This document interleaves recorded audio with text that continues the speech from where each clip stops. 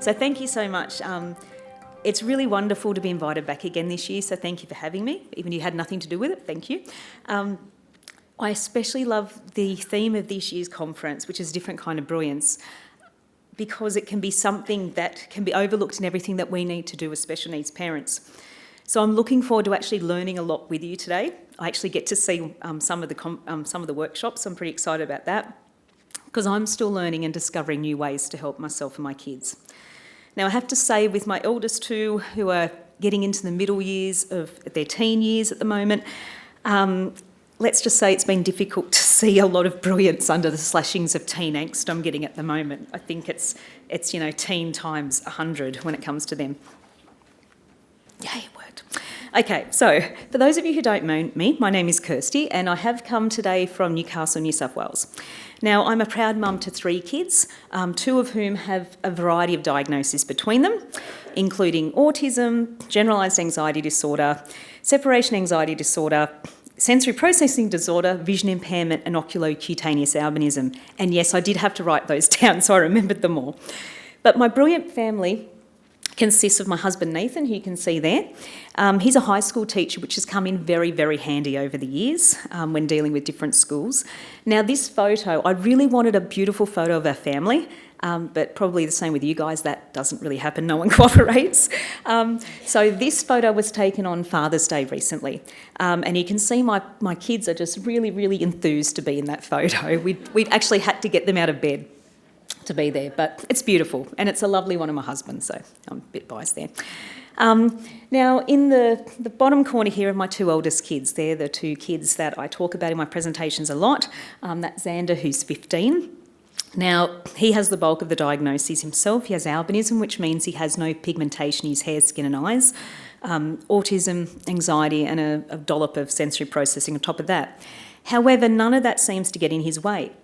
Now, he has a phenomenal memory, which I think is going to be really useful in a few years when he's allowed to come to trivia nights at the pub with us, but it's not good. It's not good in everyday life, because he's always reminding me of things that I said randomly 2 years ago that I've forgotten about.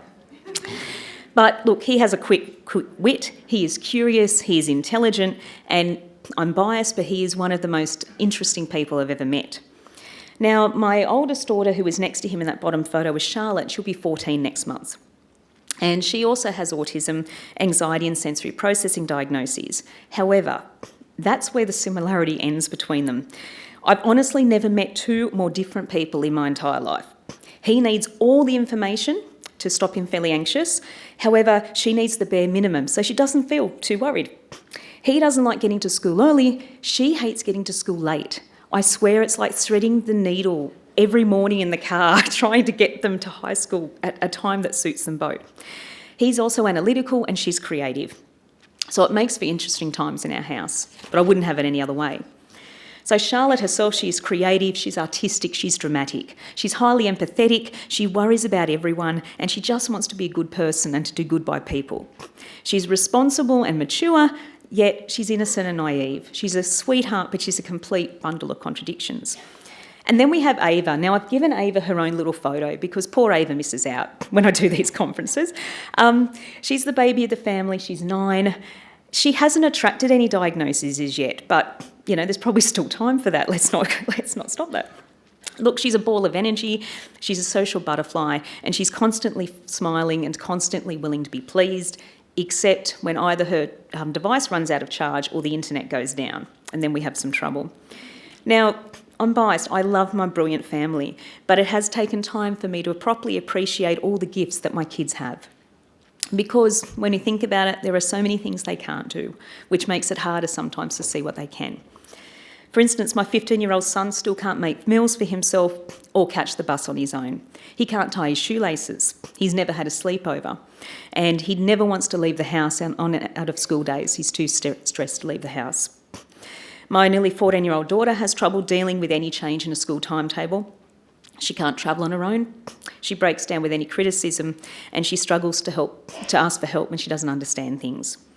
So sometimes recognising and harnessing your child's different kind of brilliance can be hard when all you see in the everyday are often all the things that they can't do. Now, when you're a parent, especially if you're new to the diagnosis, I'm not sure where all you are in the journey at the moment, but it can be hard to see the brilliance especially, because the world often sees our kids as broken or a burden, as we saw in some of that. That brought me to tears, some of what we saw earlier with the kids at Glemsey. People don't bother to scratch the surface to see the brilliant jewel of a person that's right there in front of them. So while we love our kids desperately, we may unconsciously sometimes take on some of these views and beliefs. If we haven't had any prior experience of disability, our own response to a diagnosis might be clouded by assumptions and fears that have been built up over time, usually informed by the views of the community around us. Now, I believe there are 4 parts of the parent experience that can cloud our own ability to look past the diagnosis and see our kids' brilliance. And this includes our response to the diagnosis, our own expectations as parents, the negativity that we tend to face in all aspects of our life, and the amount of emotional labour that we expend just getting through each day.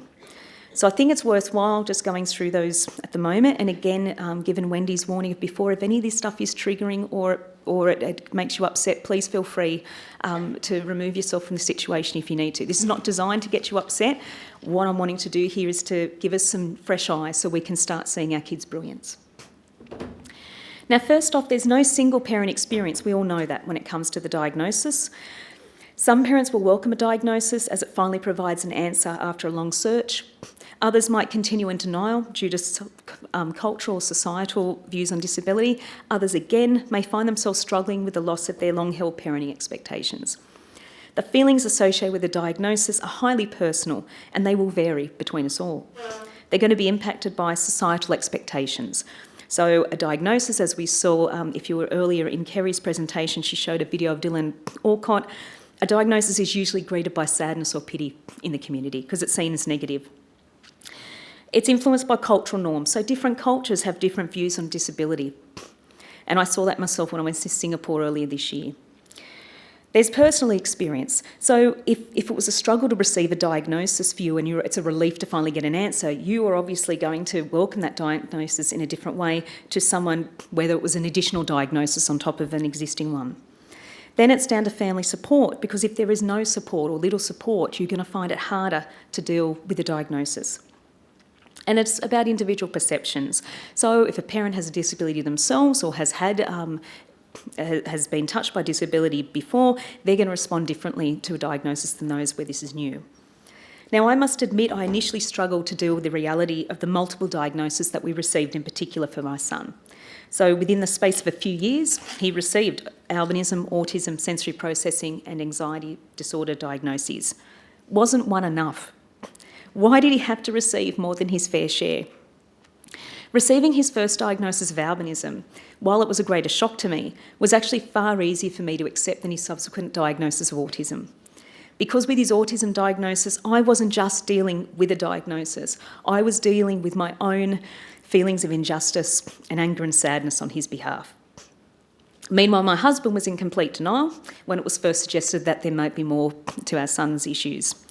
He took a long time to accept that this additional diagnosis, and that had a profound impact on our entire family dynamic and our ability to see past the diagnosis and appreciate the true gifts of our son. And this process of acknowledgement, especially because it was experienced at different times and very differently to each of us, that can make it really difficult to see the different kind of brilliance that's there waiting to be discovered. Now, when it comes to our kids, we tend to be really good at projecting our own expectations, wishes and dreams on them. Sometimes even before our child is born, we have a plan already laid out for them. We might have plans for a good school, for university, a great career and a family. And you wouldn't be a caring parent if you didn't have some sort of dream for your child's future. However, our plans and expectations aren't necessarily going to be shared by our kids, funnily enough. And when you receive an unexpected diagnosis for your child, you're suddenly presented with a whole different list of aspirations than what you originally had mapped out. And it can be difficult to let these dreams go. But we have to let go of our own emotions and help our kids live the life they deserve rather than the one that we originally had mapped out for them. It's also unfair to us to ignore our child's needs because we're afraid of what that might mean for us. So ignoring their struggles won't make them go away and it won't solve anything, and I can tell you that from personal experience. I put off seeking a potential second diagnosis for my son for months because I couldn't accept that he could have additional struggles. This was all about me putting my own needs before his. So it's important to work past our parent expectations as well as our fears and assumptions about a diagnosis so we can help our child. Because this is not about us or our parenting. This is not about our personal beliefs when it comes to disability. This is about us helping our kids be the best they can be. And when we realise this is not about us, it makes it easier for us to take action and to move past our own natural feelings of uncertainty and fear. And it also helps pave the way for us to start seeing beyond our child's diagnosis and start recognising that brilliance that they actually have. Now the system, and I'm talking everything here, health, education, government, community, it's based on the medical model of disability, which focuses on deficits. Now, consequently, the language used when talking about disability is negative, it's often dehumanising and it's sterile. It's really hard to deal with. Now, parents thrown into this world with no warning can sometimes take on the language and views of the professionals guiding us because we don't know any different. So continually faced with negative views of disability and a language of deficit, we can sometimes become negative ourselves. And it doesn't help that to obtain a diagnosis and to access assistance, we have to continually prove deficits and challenges. We're forever having to recount the things our kids can't do, describe their challenges and talk about what life is like for us all on the worst possible day. And over time, it can be hard for some parents to move past this negativity and to recognise the strengths and the gifts of their child. And then we have to deal with the attitudes of everyone around us to our child, because they're often met with lower expectations, because they're presumed to not be as competent as their peers. And it can be a fight to get people to see beyond a diagnosis and to recognise our child as a student capable of learning when given the right supports to help them. Now, the constant reminders of the negatives and the continual need to fight for help and support, that puts enormous pressure on us as parents and carers over a sustained period of time. So it's no wonder that in that time we can become jaded, weary and exhausted and unable to see the opportunities or the brilliance. Now, there's also a hidden toll on parents during this process, which leaves a lasting impact. And I'm just talking about the diagnosis process just to give us all an idea of thinking what we might be all holding in ourselves. Because the emotional journey begins well before a diagnosis. It actually starts when we first begin to suspect that something might be wrong, might be amiss. And it's confronting and frightening to think that there may be an issue with our child's development. And it can take time to process and to find the energy and the courage to act on this. Then you need to seek help and advice, which means that you have to say what you fear out loud. And that in turn makes it even seem even more frightening and real. And then we need to follow through on whatever action is proposed, which starts us on the path towards a diagnosis. And the road to diagnosis is hard. It's long and it's unforgiving. Parents have to juggle the normal responsibilities of life and parenthood, in addition to specialist and therapist appointments, endless questionnaires, multiple reports, various tests, the financial strain that comes along with it, plus your own emotions. You know, we're asked to provide the same information on multiple occasions in different formats. There may be lengthy waits to see various specialists, and we're introduced to a whole new world of acronyms that we don't understand. Now, these acronyms here are autism-based. You might recognise some of them, but when I put them together, I was actually appalled at how many there were, and we're all expected, this is all thrown at us. We're supposed to take all this on board and work with it. Meanwhile, it can be hard to bring others along with us on the journey, our partners, our family and our friends. Sometimes there's little support from others because they don't understand or think anything's really wrong at all. And it can be difficult to communicate all the things discussed at appointments if you're the only one regularly going to them. And I know I struggle to give all that information to my husband so he's on the same page as me. So it's easy to get overwhelmed with this new reality. Family breakdown can further complicate the situation, and that can make an already difficult time for parents even harder to navigate. And on top of that, there's the relentless challenge to access the necessary supports, which draws on every ounce of energy that we possess. Because, funnily enough, a diagnosis itself doesn't automatically open the doors to assistance, and we can struggle to obtain the help that our child needs. Navigating the system to access financial, community, health and education support can overwhelm parents, especially if we're still reeling from receiving a diagnosis and what that means for us. It's emotionally draining being on alert at all times, forever fighting for help and feeling powerless as you try to do the best you can in a world that you just don't understand. Finally, there's an undercurrent of uncertainty that never goes away. And I can tell you 15 years on, it's still there. Following a diagnosis, parents rarely feel settled, confident or at peace because it's hard living in the shadow of uncertainty, not knowing what the future holds for your child or what it may hold for us. And from personal experience, I can tell you that's a heavy load to carry over a long period of time. So this hidden emotional toll that we all carry makes it hard to see the positives.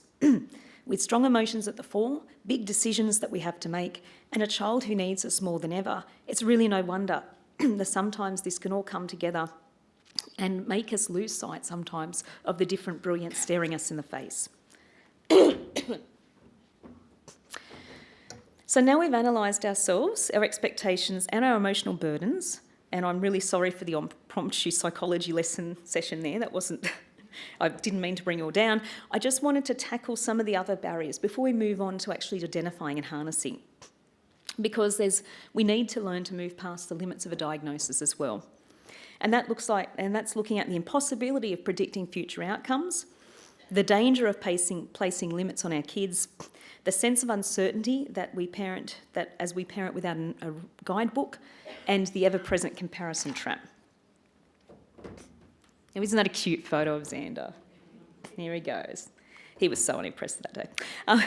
Now, when we first received Xander's albinism diagnosis in 2004 when he was a baby, we didn't know what level of vision he would have or how it would affect his life.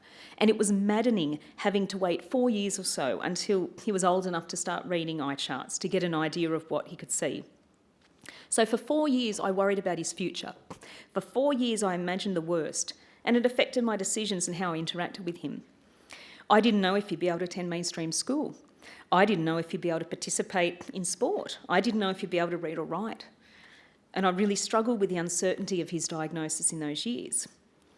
Now, right about the time we were going to get some answers when he hit that 4 mark, we received his next diagnosis of autism. Now, the photo on the left, the cute one, was taken a few months after his autism diagnosis. Now, at the time, he was at the Royal Institute for Deaf and Blind Children at their reverse integration preschool, and we're in the process of getting him into Aspect for an autism-specific school the following year. Now, with an additional diagnosis thrown at us, we became even more uncertain of his future and of his capabilities. He had to have someone sit with him at all times because he didn't follow instructions, he'd run off, and he really struggled in the classroom. In this photo, he was participating in a class performance, except he didn't actually take part. He was just sitting there at the back with his aide next to him. Now, I have to be honest, and I have to share that at that point in time, I didn't have high hopes. I was really worried about his capability. Now, the photo on the right, when he's slightly less cute, because he's in that awkward 15-year-old stage at the moment, this is taken, obviously, but more than 10 years on. It was taken a few weeks back at a first-in-class presentation at his mainstream high school. Now, my son was first in class in the top geography class of his year. That's first in class in the year's top class. Now, 2008 me would never have expected that, I can tell you now. 2008 me was worried about him being able to take part in class at all. I was unsure of what education placement would be best for him. Fast forward to 2019 me, I can see so much more potential in his future. He's come a long way in that time, and you know what? Your kids will too. As hard as it is, we can't predict outcomes for our kids. It's impossible. The behaviours and challenges that you see now will not be the same behaviours and challenges that you face in 10 years' time. Now, I'm no longer worried about his academic performance or his future opportunities, not as much anyway. I am a little worried about his newfound interest in the female sex.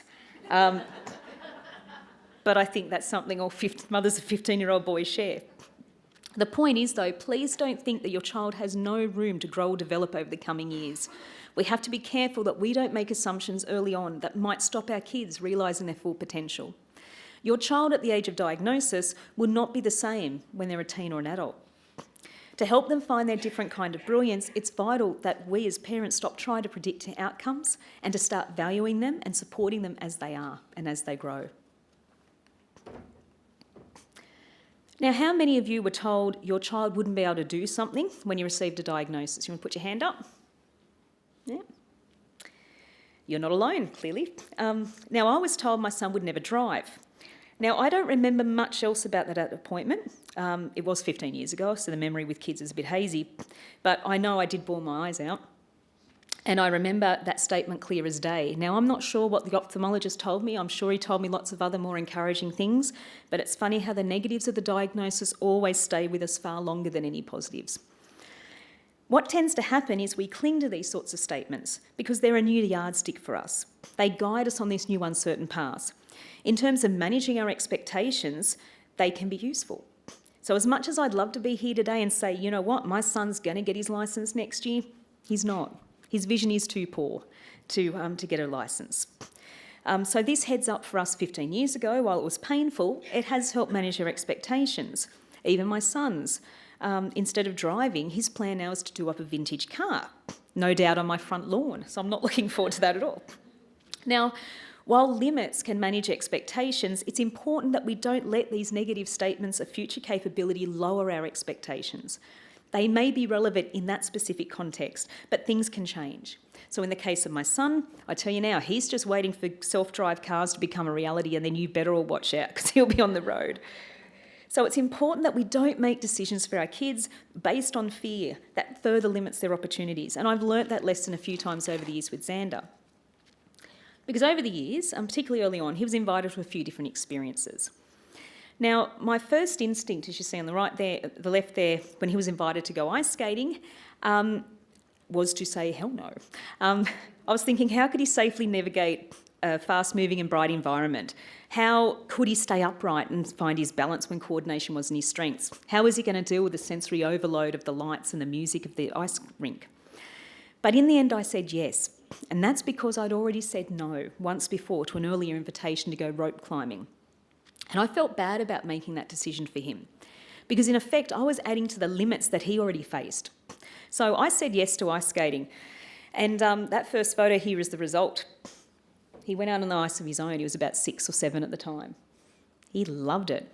I'm there like losing myself the whole time going, oh my God, and he loved it. And this same approach guided our family when we considered going travelling. So for a long time, the autism, the anxiety diagnosis that Xander and Charlotte share convinced us that we couldn't take the leap and travel. And that again placed limits on their experiences on ours as a family. However, we finally found the courage to travel and we ended up embarking on a 3-week trip to the US and the Caribbean in 2015. And the photo on the right here sees Xander. He doesn't smile. He puts the thumb up. That's his I'm happy face. That's in front of the cruise ship in Labadeen, Haiti. Now, next year, hold me now, we're heading to Europe for 10 weeks as a family. We're taking the kids out of school for term 2.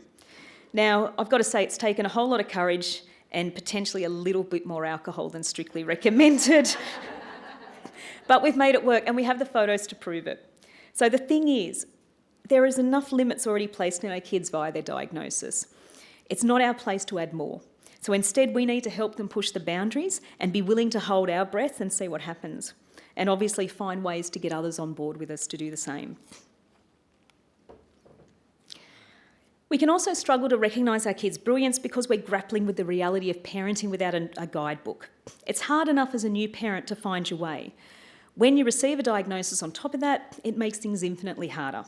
The ongoing uncertainty, the fear and the judgment from others, that can affect our ability to see past our own struggles. Now, as a first-time parent, I already felt unequal to the task of parenting.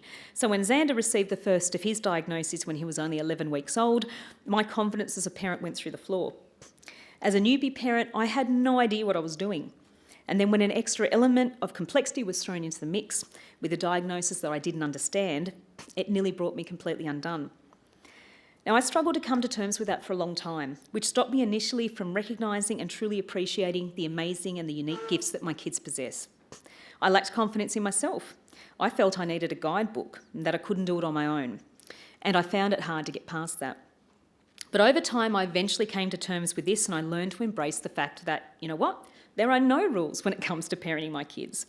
And there's a freedom when the standard rules don't apply to you.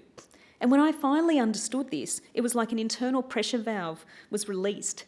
And instead of focusing on the fact there wasn't a guidebook, I started to see the advantages in not having to follow a set path. In the beginning, I felt judged and hopeless. But as time went on, I grew more confident. And I was relieved that I didn't have the same expectations as others when it came to parenting. I was then finally able to see a bit more of the brilliance that lay in front of me. Now, it's human nature to make comparisons. We all do it, whether we're conscious of it or not. Now, it's the way we make sure that we're on the right track, and it helps us to make decisions. Funnily enough, comparing the development of your child to others was probably the first step in getting a diagnosis in the first place. Comparison in itself is not a bad thing. However, because we have no guidebook to follow on this special needs path, we sometimes find ourselves making even more comparisons along the way, in a bid to measure, have some sort of idea how we're going. I've been there and I still make comparisons. We make comparisons against other kids in our child's class or kids a few years ahead. We compare ourselves against other parents and fellow families. The problem comes when we start relying on comparisons above anything else. And that's when we can be sucked into the comparison trap. We can start losing sight of the child we have and the different brilliance that they possess because we're so caught up in trying to measure their development and progress against others. And this is one of the most powerful quotes that I've ever seen and shared. Meet your child where they are at, not where the world expects them to be. Because this quote holds a truth for all of us. We need to stop comparing. We need to stop measuring where the world expects our kids to be. We need to meet them where they are and support them as they need it, whatever their age and whatever their capability. We're all different. We all have different experiences, different upbringings, pressures, dreams and expectations. There is no way we can ever measure our child against others because there is simply and literally no comparison. So why put ourselves through the pain of making comparisons in the first place? Why lament what our kids can't do when we can celebrate everything that they can? Now, I'm fighting the comparison trap right now. Xander's 15 and Charlotte, as I've said before, will be 14 soon. Their friends are gaining jobs and exploring their independence and beginning relationships. Meanwhile, I'm still trying to get Xander to catch a bus independently and make his breakfast on his own, while Charlotte stresses out about the smallest change, and most afternoons I have to have sort of a tearful debrief with her to get through the day. Now, I could let myself be weighed down by comparison, especially as the gulf between my kids and their peers grow. This is particularly apt because they're in mainstream high school. It's very, very, very, very evident. But I choose to celebrate what my kids can do. I'm beyond proud that Charlotte pushed herself out of a comfort zone recently and she volunteered to be part of the meet and greet crew at the school musical because, get this in her words, she wanted to improve her social skills. I'm so proud. I'm also beyond proud that Xander recently learned how to make hot chocolate. That was under very, very, very close supervision, but he did it. He wanted to do it. So escaping the comparison trap gives us the chance to map our own path free of traditional expectations. And it gives us the opportunity to see our kids for the amazing people they are, free of the expectations of who they are supposed to be. Now we get on to the more uplifting stuff. So once you start freeing yourself from the traditional expectations and dodge the comparisons trap, it's easier to identify and recognise your child's different kind of brilliance. It's then also easier to share this with others, such as teachers and therapists and family and friends. So how do you do it? How do you start? Well, look, I don't think there's anything too complex about this. I think it starts with the basics. It's looking at what they're interested in, it's identifying their strengths, and it's noting down what activities and occupations give them personal satisfaction. So now in the context of autism, obviously I have an autism background, special interests can have a negative connotation, but I've always believed in using them to help my kids try new things, to give them a sense of calm, to provide reassurance and to keep them engaged. Now most kids will have something they're interested in. It might be age appropriate, might be not. It might be toy or TV show or character based, or something completely out of left field like tractors. It doesn't matter what it is. It matters that they're interested in something, that they're motivated to interact with it, that they're engaged to learn about it, they're happy after enjoying it, and they're calmed by these interactions. Now, we discovered my son's brilliance, his phenomenal memory, due to his special interests, of which I've got to say he's had a lot over the years. So currently his interests are history, musical instruments and rugby league. And don't judge me, I'm from Newcastle, I'm from the east. We don't do AFL.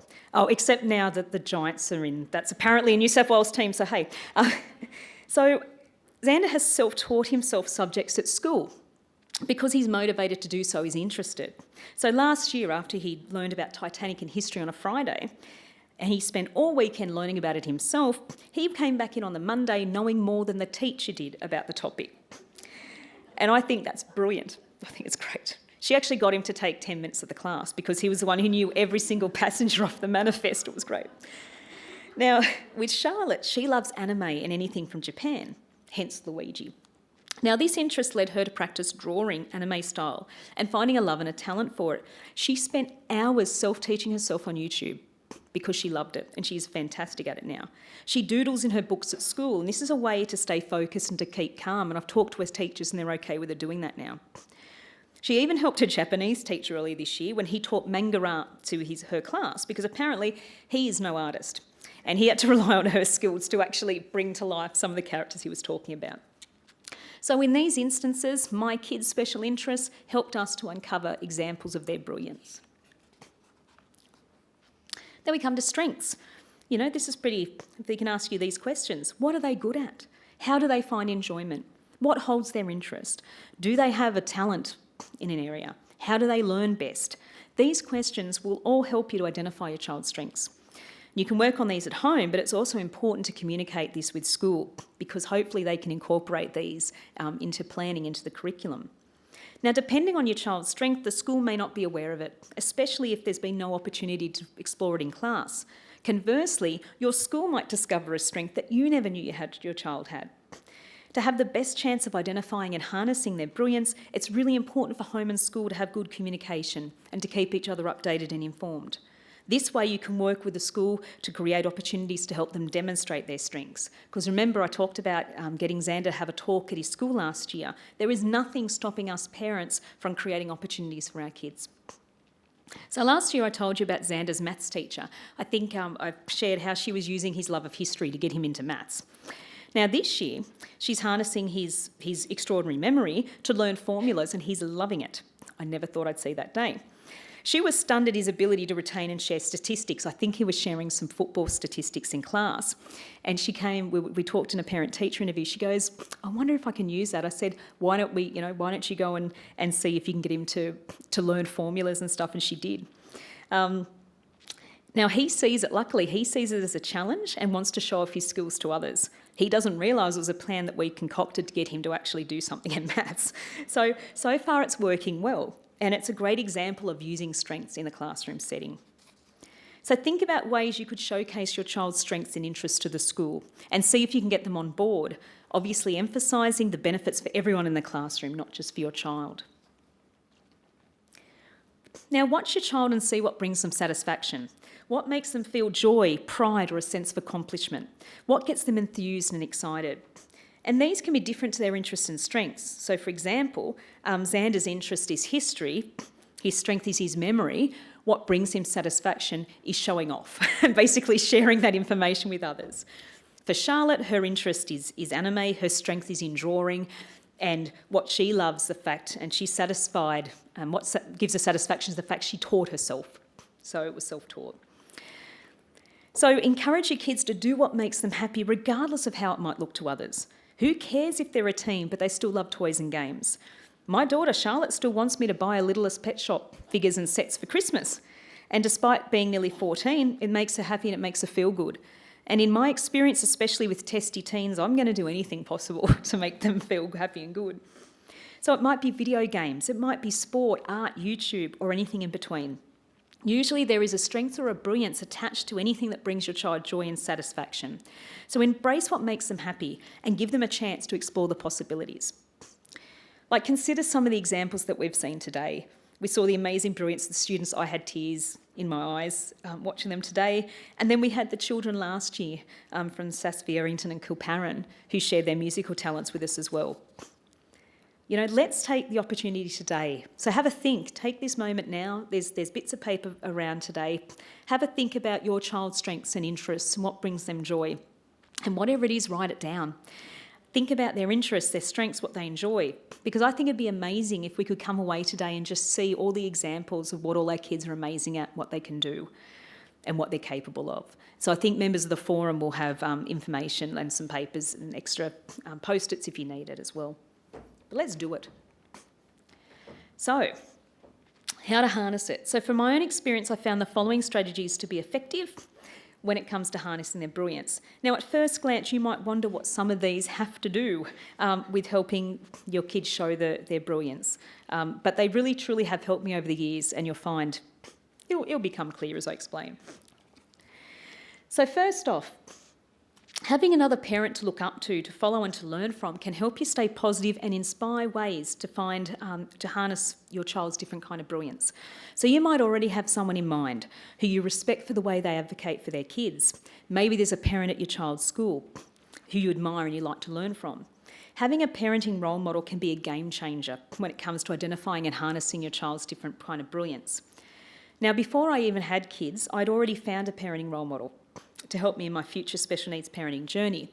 I was actually lucky enough to learn from the first-hand experience of my former director, who showed me the power of love, dedication, positivity and respect in his dealings with his daughter, who faced a variety of learning and developmental challenges. And I'll never forget how he pushed through the barriers and he fought for her needs to give her the life that she deserved. And it was a powerful example to me, as a non-parent back then, of positive and proactive parenting. Now, I hadn't seen him for nearly 20 years until recently we bumped into each other at an NDIS forum. He's still the same, but it's amazing. I was able to finally tell him. I said, oh, now I've got kids with special needs too, and this is how you helped me along. And I think having that role model from an early age showed me what I could do and what was possible. So identify a parent who you can look up to, someone you can follow and learn from. Because seeing someone else travelling a different path to you can give you encouragement, motivation and support. It can also help you find new ways to approach your parenting and to find identified ways to harness your child's brilliance. Now, from my experience, there is no better way to harness your child's different kind of brilliance than to look up to adult role models for your child. Adults with a similar diagnosis to your child are a wealth of information and advice because they have first-hand experience of what your child might be experiencing. In the end, there is no one better place to identify and harness their brilliance than someone who has lived experience and lived it themselves. Now, I was lucky enough to discover an adult role model for my son only months after receiving his first diagnosis of albinism. Now, it was on my first work trip after returning to work from maternity leave, and I was still reeling from the news that he'd never drive.